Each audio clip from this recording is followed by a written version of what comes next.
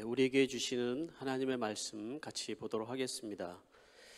하나님의 말씀은 사도행전 20장 17절부터 24절까지의 말씀입니다. 사도행전 20장 17절부터 24절 세번역 성경으로 보도록 하겠습니다.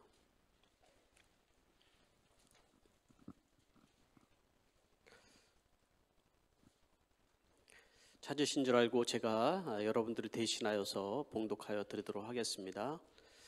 바울이 밀레도에서 에베소로 사람을 보내어 교회 장로들을 불렀다. 장로들이 오니 바울이 그들에게 말하였다. 여러분은 내가 아시아에 발을 들여놓은 첫날부터 여러분과 함께 그 모든 시간을 어떻게 지내왔는지를 잘 아십니다. 나는 겸손과 많은 눈물로 주님을 섬겼습니다. 그러는 가운데 나는 또 유대 사람들의 음모로 내게 덮친 온갖 시련을 겪었습니다. 나는 또한 유익한 것이면 빼놓지 않고 여러분에게 전하고 공중 앞에서나 각 집에서 여러분을 가르쳤습니다. 나는 유대 사람에게나 그리스 사람에게나 똑같이 회개하고 하나님께로 돌아올 것과 우리 주 예수를 믿는 것을 엄숙히 증언하였습니다. 보십시오. 이제 나는 성령에 매여서 예루살렘으로 가는 길입니다. 거기서 무슨 일이 내게 닥칠지 나는 모릅니다. 다만 내가 아는 것은 성령이 내게 주시는 것뿐입니다. 어느 도시에서든지 투옥과 환난이 나를 기다리고 있다는 것입니다. 그러나 내가 나의 달려갈 길을 다 달리고 주 예수께 받은 사명 곧 하나님의 은혜의 복음을 증언하는 일을 다하기만 하면 나는 내 목숨이 조금도 아깝지 않습니다. 아멘. 잠시 기도하도록 하겠습니다. 할렐루야. 하나님 아버지 은혜를 감사드립니다. 오늘은 특별히 어린이 주일을 맞이하여서 어린이들에게는 또 행복하고 축복된 하루가 됩니다. 어린이 주일을 맞이하여서 예배하는 우리 모두들에게는 주님께서 어린아이와 같이 되지 아니하면 천국에 우리가 들어갈 수 없다고 말씀하셨는데 우리가 어린아이처럼 단순하게 믿고 단순하게 순종하며 우리가 어린아이와 같은 믿음으로 우리가 살아갈 수 있도록 도와주시기를 원하옵나이다. 오늘도 주의 말씀이 선포되어지고 또 전해질 텐데 주의 성령님께서 우리의 마음을 감화감동시켜 주시고 이 말씀을 듣고 변화가 있게 해주시고 치유와 회복이 있게 해주시옵소서. 예수님의 이름으로 기도하옵나이다. 아멘. 할렐루야. 오늘 주일 어린이 주일을 맞이해서 여러분들을 또 같이 이렇게 볼 수 있어서 감사합니다. 서로 많이 축복해 주시고 좀 어린아이처럼 웃고 어린아이처럼 또 이렇게 우리가 사랑하고 그랬으면 좋겠습니다. 나이가 들면서 가장 먼저 사라지는 게 이렇게 웃음이 사라지는 것 같아요. 그죠? 이렇게 고민이 많이 생기는지. 우리가 좀 단순하게 믿고 단순하게 우리가 살아가는 그런 삶이 우리에게 좀 필요하지 않을까 하는 생각을 해보게 됩니다. 오늘 말씀은 여러분 좀 제목이 좀 특별하죠. 본문 말씀을 기준으로 해서 하루살이 같은 삶이지만 이런 말씀을 가지고 여러분 말씀을 나누려고 합니다. 하루살이 하면 여러분 뭐가 떠오르나요? 하루살이는 날파리에 속하는 이제 그런 것인데 하루살이에 대한 이야기들이 참 많이 있더라고요. 하루는 오전 10시에 하루살이가 소 외양간에서 놀다가 소꼬리에 맞아서 죽게 되었어요. 단명을 한 거죠. 그래서 다른 하루살이들이 모여서 가족들을 위로하면서 시간을 보내게 되었어요. 참 아깝다. 너무 젊은 나이에 갔어. 이렇게 위로하면서. 그리고 오후 3시쯤이 되었어요. 커다란 잠자리가 날아오더니 또 한 마리 하루살이가 잡혀먹게 되었어요. 테러를 당한 거죠. 다른 하루살이들이 충격에 빠지게 되었습니다. 다른 하루살이들이 다 모여서 추도를 했습니다. 참 안타깝다. 운이 없어서 제명대로 살지 못하고 이렇게 빨리 가다니. 그리고 오후 늦은 시간 남은 하루살이들이 주어진 생을 다 하고 생을 마감했습니다. 네, 유튜브에서 본 내용인데요. 재미없나 봐요. 웃지도 않고 어린애처럼 좀 웃고 그러라니까요, 여러분. 네, 이렇게 자꾸 나 웃음이 사라지고 막 이러면은 병이 온대요. 많이 웃으세요. 네, 제가 오늘 이 하루살이에 대한 이야기를 한 이유가 있어요. 그것은 우리 목자님 중에 한 분이 그런 표현을 했어요. 하루살이 같은 삶이지만, 이렇게 얘기를 하신 거예요. 나도 예전에 그런 생각을 한 적이 있거든요. 왜 본인을 가리켜서 하루살이 같은 삶이지만 이라고 표현을 했을까요? 여러분들도 그런 생각을 하십니까? 그래서 생각을 해봤어요. 왜 목자님이 하루살이 같은 삶이지만이라는 표현을 했을까? 어떤 의미일까? 그것은 이민자들로 살아가면서 우리들이 사실은 다 겪는 이야기일 수도 있어요. 왜냐하면 하루 나가서 일하면 돈을 벌어서 하루를 사는데 안 나가면 없잖아요. 네? 그 얘기인 거예요. 하루 육신의 노동을 하면서 밖에 나가서 살면 하루를 살 수 있는데, 그날 주인이 오지 마라, 일하지 마라, 이러면은 일거리가 없어서 하루가 어렵게 되는 거죠. 그러니까 하루살이라는 표현을 하지 않았나 생각을 하고, 목련님은 너무 손이 커서 남 대접하기를 좋아서 하루살이 인생에 남 대접하는 것이 정말 이게 맞나 하는 생각도 들지만, 그래도 남에게 섬기고 대접하는 삶을 살 수 있어서 감사하다, 이런 내용 이야기였습니다. 하루살이라는 그 의미가 여러분 여러 의미로 쓰이지 않습니까? 그 의미가 인생이 짧다라는 의미도 제가 얘기를 한 것처럼 있고, 또 하루하루를 우리가 정말 힘들게 하루하루 벌어서 먹고 산다, 이런 얘기이기도 한 겁니다. 그런데 여러분, 정말 우리가 하루살이 같은 인생일까요? 여러분, 물론 우리는 하루살이라는 그런 의미 속에서 우리 인생의 의미를 한번 되짚어 볼 수는 있지만, 우리는 결코 하루살이 인생이 아닌 것을 우리는 알죠. 성경에서도 우리는 우리가 하루를 살다가 죽는 인생이 아니고, 우리는 영원히 사는, 우리가 영생하는 사람이라는 것을 우리가 성경 속에서 우리에게 얘기를 해주고 있는 것이죠. 물론 우리의 인생이 그렇게 긴 것이 아니고 짧다, 결국은 다 짧은 인생이다라는 의미 속에서 우리는 인생의 의미를 찾을 수 있지만, 여러분, 우리는 하나님께서 우리에게 이 땅에서 사명을 주시고, 또 그 사명이 마쳤을 때 우리는 주님 앞에 서서 영원한 삶을 살아간다라는 것입니다. 중요한 것은 여러분, 모든 미물들이나 세상에 존재하는 이렇게 많은 동물들이나 자기 본성을 따라서 이렇게 살아가는 것이죠. 자기의 본능과 본성을 따라서. 그러나 사람은 그렇게 살 수는 없다라는 거예요. 하루살이가 하루만 사는 게 아니래요. 찾아보니까 3년 동안 이 물속에서 이렇게 살고, 물속에서 영양분을 섭취하고 그렇게 살다가요, 이제 날파리가 되어서 이제 날기 시작해서 작게는 하루를 살고 길게는 3일을 산다고 얘기를 해요.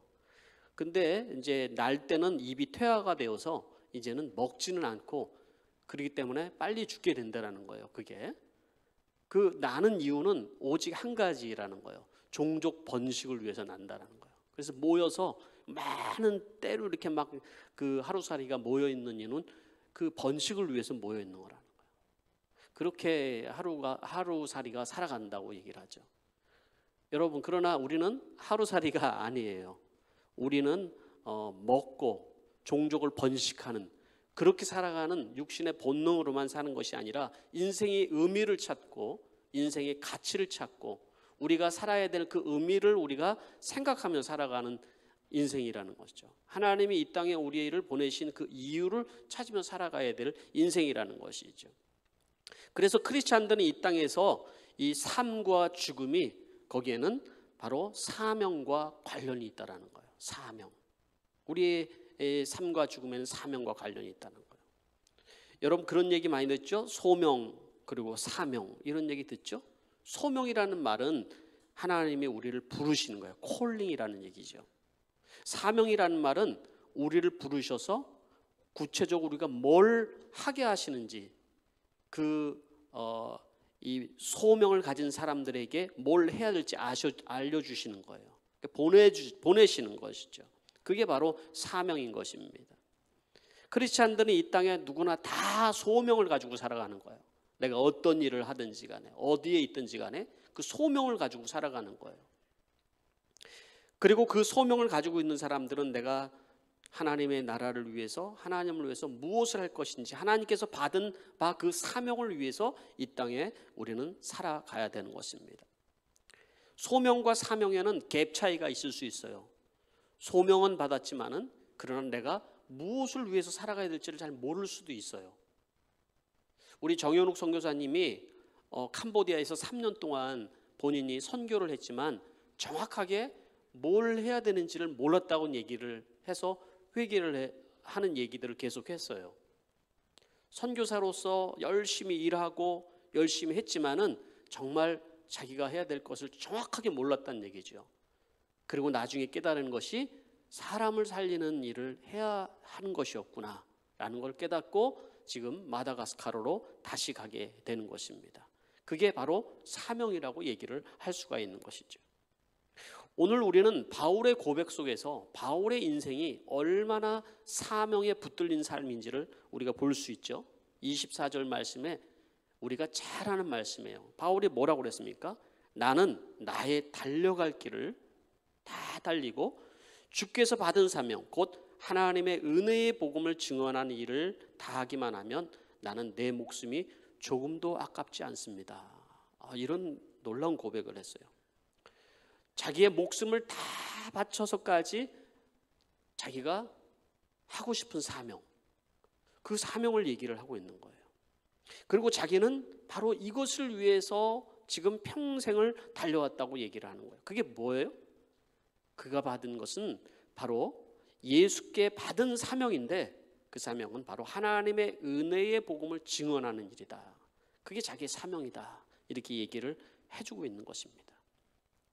정말 바울은 이 땅을 살면서 불꽃처럼 살아갔습니다. 우리에게도 아마 이후 세대들에게도 그 영향을 계속 줄 그러한 인생을 살아간 것이죠.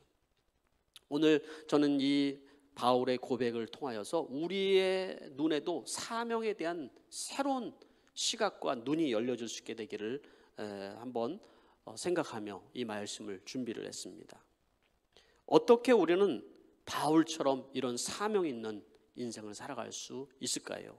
첫 번째로 주님과 홀로 만나는 시간이 필요하다라는 것입니다. 오늘 저희가 읽지는 않았지만 바울은 고민이 많이 있었던 것 같아요. 이 사명을 감당하는 것이 쉽지 않다라는 것은 본인도 직감을 했었던 것 같아요. 3차 여행 중에 있어요. 지금 3차 여행 중에 이제 바울의 나이는 많이 나이가 들었고 또 그리고 많이 힘들어졌을 거라는 생각이 들어요. 그래도 에베소에서 교회를 세우고 그리고 많은 사역을 한 다음에 이제 일행들과 이제는 또 다른 사역지로 옮겨가는 중에 13절에 보니까 이 바울이 드로아에서 아소까지 거리를 걸어가겠다고 얘기를 하는 거예요. 드로아에서 아소까지 거리는 약 40km 이상 되는 30에서 한 40km 정도 되는 그러한 죄송합니다. 한 40km 이상 되는 그러한 거리였다고 해요. 제가 뭐 걸어간 것은 아니니까. 그 짧은 거리는 아니었어요. 그런데 그 길을 걸어가겠다고 하고 그리고 나머지 사람은 배를 태워서 보내었어요. 왜 그랬을까? 성경을 묵상하는 사람들은 그런 부분들에 이게 눈이 꽂혀요. 왜 바울은 홀로 걸어가겠다고 했을까? 그 쉽지 않잖아요. 그게 무슨 자동차가 있는 것도 아니고. 그 먼 거리를 왜 걸어서 가려고 그랬을까 하는 것이 또 많은 생각을 하게 했습니다. 근데 말씀을 읽다 보니까, 오늘 읽다 보니까 그 이유를 조금 그 감을 잡을 수가 있었어요. 그것은 에베소 교회에 있는 장로들을 불러다 놓고 한 이야기 때문에 그 감을 잡을 수 있었는데, 22절 이후에 보면은 나는 성령에 매여서 지금 예루살렘으로 가는 길입니다 라고 얘기를 하거든요. 그리고 뭐라고 그러면 거기에는 무슨 일을 내가 닥칠지 모릅니다. 다만 내가 아는 것은 성령께서 내게 알려주신 것인데 그 도시에서 투옥과 환란이 있을 것을 직감하고 있는 거예요. 그래서 쉽지 않은 길을 자기가 지금 원치 않은 곳을 향해서 지금 가야 되는 상황인 거예요. 고민이 되는 거예요, 이게. 여러분, 우리가 살다 보면 그렇잖아요. 만나고 싶지 않은 사람이 있고 가고 싶지 않은 장소가 있을 때가 있잖아요. 그런데 바울은 뭐라고 그러냐면 내가 성령에 매여서, 자기 생각이 아니라 성령에 매여서 이 길을 내가 간다, 이런 얘기를 했거든요. 그리고 그곳에서 자기는 지금 어떤 일을 당할지 모른다. 바울은 사역을 하면서 이제까지 수없이 많은 매질을 당했고 돌에 맞아 죽을 뻔하기도 하고 그리고 많은 모욕과 환난을 당했다고 여러분 하지요. 몸으로 기억을 해요. 그 트라우마라고 그러잖아요, 우리는. 어떤 아픔이 있으면. 그래서 그 장소에 가고 싶지 않은 경우들도 있고 또 그런 일에 대해서 마음이 떨리기도 하고, 바울도 당연히 그런 마음이 있었겠죠. 바울이 하나님과 그 시간들을 홀로 걸어가면서 무엇을 했을까? 하나님 앞에 기도했을 거예요. 또 하나님의 말씀을 묵상을 했을 거예요. 그리고 그 뒤에 그가 담대한 마음으로 예루살렘에 갈 수 있었다는 생각을 해보거든요. 바로 여기에 있어요. 우리는 많은 경우에 우리의 감정과 또 많은 환경 속에서 복잡한 일이 생겼을 때 우리는 이걸 어떻게 할까 막 고민과 갈등과 이런 것이 있지만, 그래서 내 감정적으로 처리를 하고 감정에 이끌려서 살아가긴 하지만 바울은 성령에 이끌린 삶을 살아갔다라는 거예요. 그 성령에 이끌린 삶을 살기 위해서 바로 바울은 홀로 주님과 독대하는 시간, 기도하고 만나는 시간.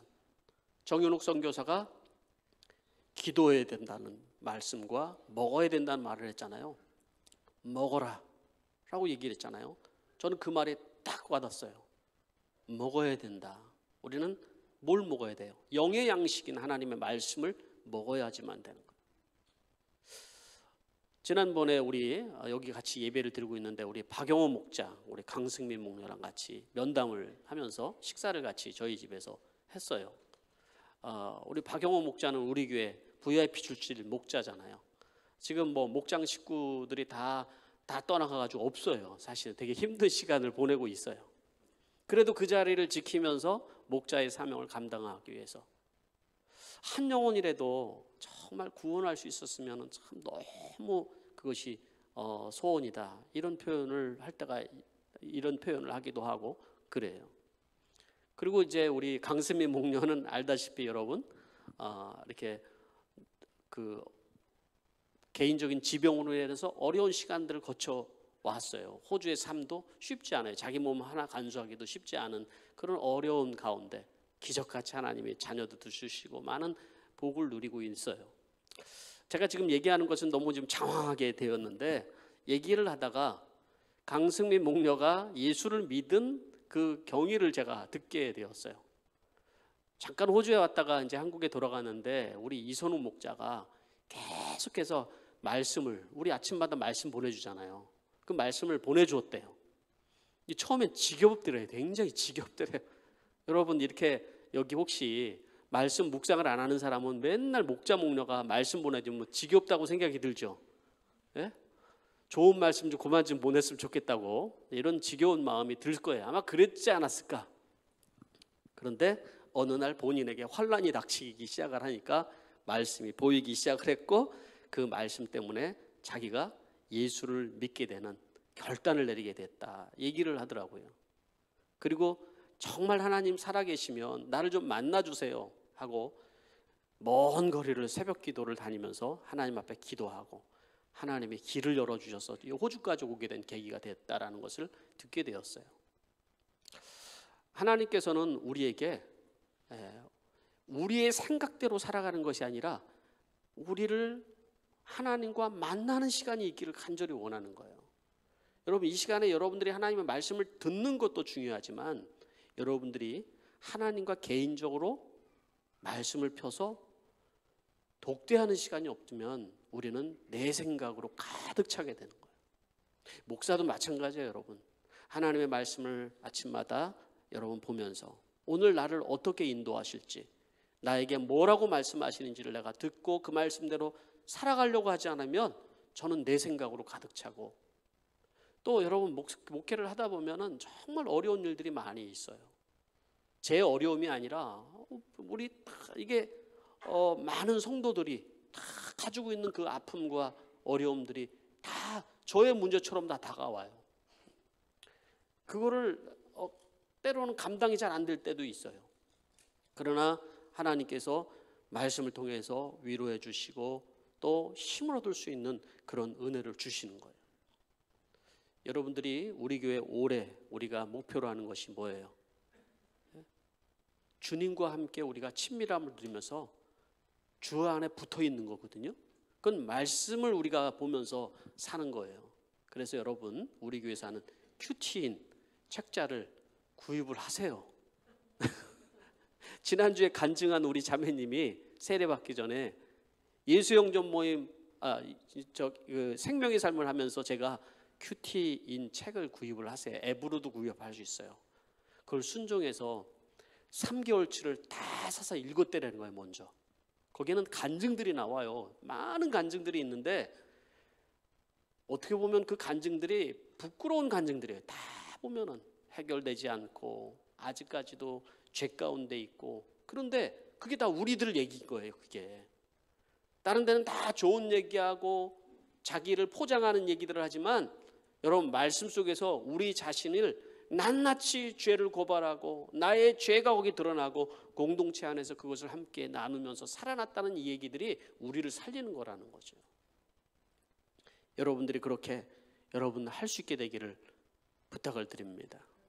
두 번째, 오늘 우리에게 주시는 말씀은 사명자는 시련을 극복한다라는 것입니다.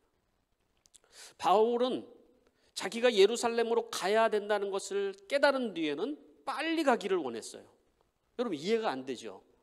거기 가면은 환란이 기다리고 또 많은 어려움이 있을 텐데 왜 그렇게 빨리 가기를 원했을까 하는 생각이 들죠.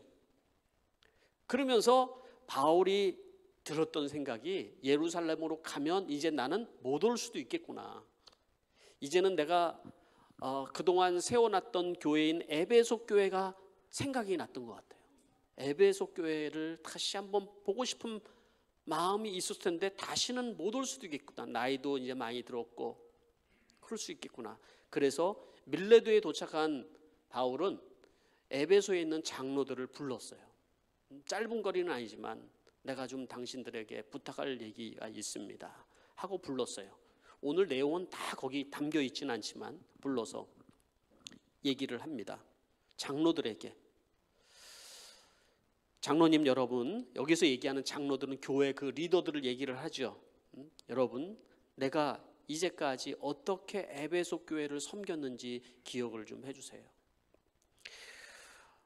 그러면서 이제 19절 말씀, 이제 많은 말씀 중에서 이렇게 얘기하죠. 나는 겸손과 많은 눈물로 주님을 섬겼습니다. 그러는 가운데 나는 또 유대 사람들의 음모도 내게 덮친 온갖 시련을 겪었습니다. 그런 얘기를 하죠. 네. 그리고 집에 있을 때나 또 같이 모였을 때나 내가 열심히 여러분들을 가르쳤습니다. 이런 얘기 하잖아요. 세 가지를 얘기를 했어요. 여기에서 많은 얘기 중에 이 장로님들을 모아놓고 본인 바울이 어떻게 에베소 교회를 섬겼는지 얘기하는데, 첫 번째는 겸손이다라고 얘기를 했거든요. 겸손과 그러잖아요. 네. 사명자로 살아가면서 여러분, 특히 이제 목회자나 또 리더에 있는 입장에 있는 사람들은 교만해지기가 참 쉬워요. 그죠? 가르치는 자 입장은요, 다른 사람을 자꾸 가르치다 보니까 교만해지기가 쉬운데, 바울은 자기가 늘 자기 자신을 낮췄다라는 거예요. 자기 자신을. 그것은 언제 가능하냐면 바로 십자가 앞에 내 자신과 내 자아가 죽어야만 가능한 일이에요. 아니면은 아집만 남고 고집만 남고 자기가 생각하는 그 감정들만 쏟아낼 뿐이잖아, 때로는. 그러나 겸손했다, 이 얘기죠. 또 뭐라고 그랬어요? 눈물이다. 그러니까 눈물. 에베소 장로들에게 내가 밤낮 쉬지 않고 눈물로 가르쳤다라고 얘기를 하잖아요. 왜 이렇게 많이 눈물을 흘렸을까요, 여러분? 어쨌든 간에 이 말씀은 바울이 자기 고백을 하니까 저도 감정이입이 여기서 좀 되는 거예요. 나도 목회를 하면서 이게 바울의 심정이 조금 느껴지는 거예요. 목회를 하다 보니까 눈물을 흘릴 일들이 많이 있어요, 사실은. 뭐 때문에 눈물을 흘릴까? 첫째는 사명 때문에 눈물이 났던 것 같아요. 하나님, 내가 이걸 감당할 만한지 아닙니다. 정말 이게 되지를 않아요, 하나님. 그래서 눈물이 흘렀다고 그러면, 두 번째는 하나님이 정말로 깨닫게 하는 것이 내가 해야 될 일이 정확하게 바로 뭔지, 한 영혼이 구원받고 변화되고 예수를 믿고 그래야 되는 것인데 그 한 영의 변화가 안 일어나고 영혼권이 안 일어나는 것 때문에 눈물이 났던 기억이 많이 있어요. 또 더 많은 눈물은 사실은 목사가 영혼권 때문에 눈물을 더 많이 흘러야 되는데 때로는 눈물이 눈에 메말라요, 사실은. 더 많은 눈물은 그런 것보다도 어떻게 보면은 교회 때문에 흘린 눈물이었다는 생각이 돼요. 교회를 생각하면서 교회를 세워나가고 목장을 세워나가고 하는 일들 때문에, 그랬 때문에 생긴 눈물들이 많이 있었다. 이 바울이 똑같은 그 마음이었을 것 같은 생각이 이제 드는 거예요. 바울도 여러분 다른 것 때문에 눈물을 흘리지 않았을 것 같아요. 저 같은 경우도 목회를 하면서 많은 어려운 시간들이 있었어요. 그렇죠? 가난을 겪어보기도 하고 또 나의 연약함 때문에 또 관계의 어려움 때문에 많은 것들도 있고, 그렇지만은 그런 것 때문에 눈물을 흘려온 것이 아니라 바로 교회와 변하지 않는 영혼들과 나의 사명을 위해서 흘렸던 눈물들이 더 많다라는 생각인 거예요. 그 얘기를 장로들에게 해주고 싶은 것이 아니었나 하는 생각을 해보게 된 거죠.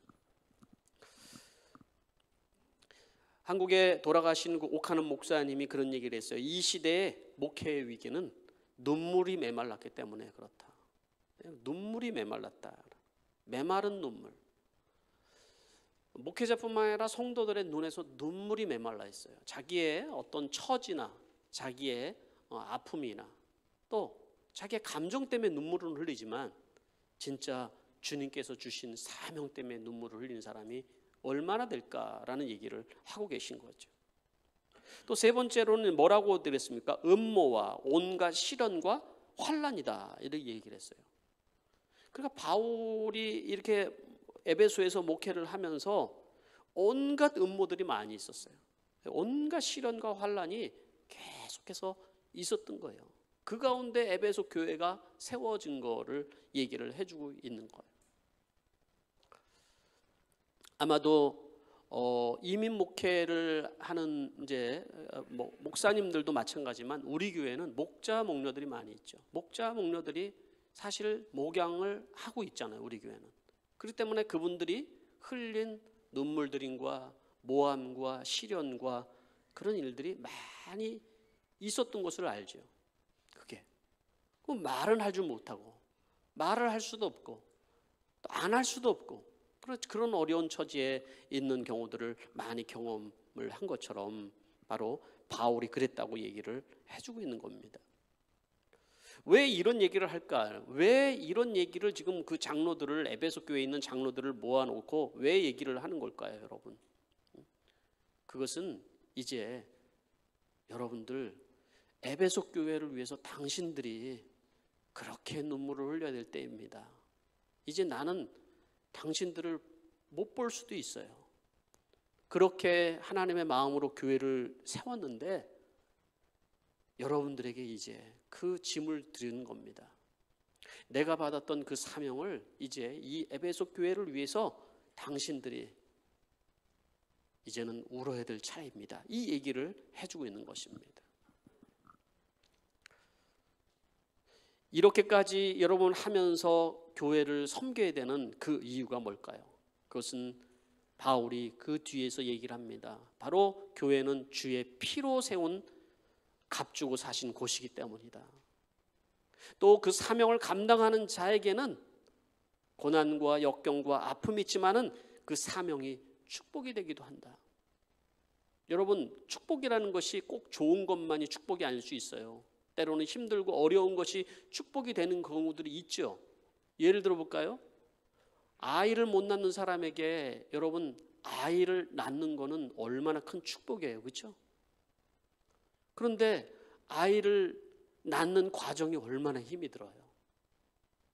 목양이라는 것도 본질이 그래요. 힘이 들지만 그 가운데서 한 영혼이 여러분 구원받는 것이 그게 얼마나 큰 축복인지를 우리가 알게 되는 거예요.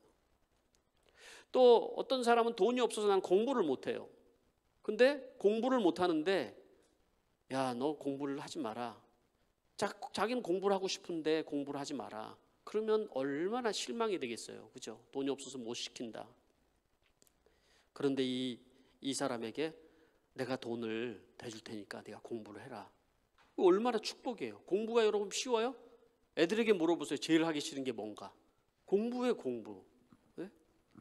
마찬가지예요, 여러분.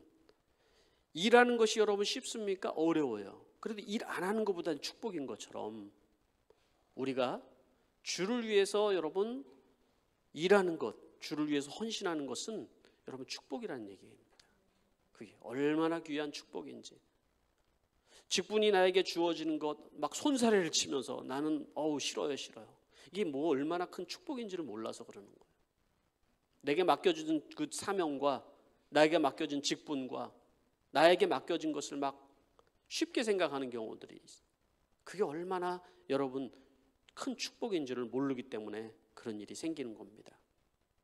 마지막으로 바울이 여러분 뭐라고 그랬습니까? 22절 23절 말씀을 통해서 성령의 매임을 받아야 이 사명을 감당할 수 있다는 거예요. 성령의 매임을 받아야.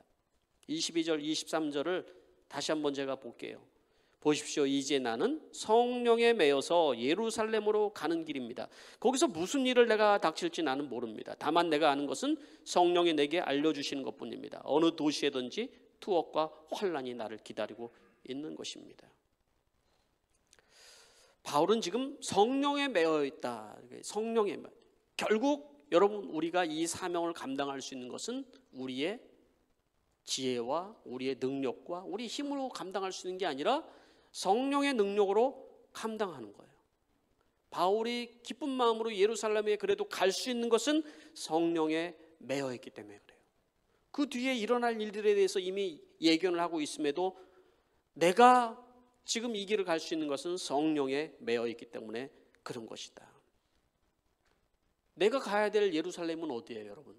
그 예루살렘이 나의 사명지인데 그 일에는 어려움이 있고 그 일에는 환란이 있을 수도 있고 아픔이 있을 수 있는데도 내가 그 길을 가야 되는 이유는 무엇일까요? 갈 수 있도록 하는 힘이 뭘까요? 바로 성령에 매여 있기 때문에 그런 거예요. 매여 있다는 말은 좋은 의미는 아니에요. 그게. 그러나 성령에 매여 있는 사람들은 여러분 사명을 감당할 수가 있는 거예요. 자기의 감정에 매여 있는 사람들은 그 감정 따라 살아가는 것입니다. 자기가 돈에 매여 있는 사람들은 그 돈 때문에 살아가는 거예요. 자기의 성공에 매여 있는 사람들은 그 성공을 위해서 살아가는 거예요. 제가 오늘 말씀을 시작하면서 하루살이 얘기를 했죠. 본성을 따라 살아가는 삶. 우리는 하루살이가 아니에요. 이 땅에 그냥 잘 먹고 잘 사다가 죽을 그런 인생이 아니라는 거예요. 우리는 하나님께 받은 사명이 있는 인생이라는 거죠. 다르게 살아야 되고 인생의 가치를 우리가 생각해야 되고 의미를 생각해야 되는데 그것은 하나님께서 우리에게 주신 그 복음, 그 복음의 의미를 깨달을 때만 가능한 일이기도 한 것이죠. 오늘 바울이 고백한 이 고백을 다시 한번 제가 읽어보겠습니다. 그러나 내가 달려갈 길을 다 달리고 주 예수께 받은 사명 곧 하나님의 은혜의 복음을 증언하는 일을 다하기만 하면 나는 내 목숨이 조금도 아깝지 않습니다. 바울과 같은 그러한 여러분 불꽃 같은 인생으로 살아갈 수 있는 여러분들이 되시기를 부탁을 드립니다. 기도하겠습니다. 이 시간에 우리가 결단과 헌신을 위해서 1분 정도 침묵 가운데 기도하기를 원합니다. 여러분들이 고민하는 것이 무엇인가요? 무엇을 위해서 여러분들은 겸손과 눈물과 시련을 당합니까?